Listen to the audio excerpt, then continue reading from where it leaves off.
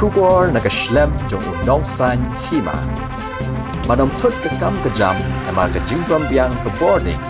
One shaka orange electrical loan sopo Nongsaiñ nakabenta ki diesel generator.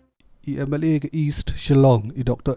Ampareen Lyngdoh ke bahari la pynpaw ke jingbymsngew ïahap jingmut ba Sorkar Jylla lokarai ban plie biang no ïingmane ba kiwei jaka mani ha ke Jylla naduh ke taïew banyngkong jo bnai ban ke jingshisha ilaong ke Sorkar ke shuwa ban te lakam kloi ke jingsaphriang ke khlam covid khat khandai khamtam East Khasi Hills.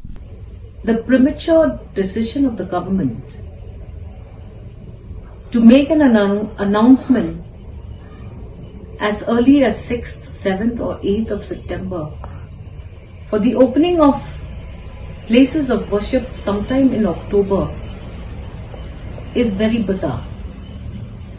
As of today, the government is still unable to contain the increased count of positive COVID-19 cases in the state.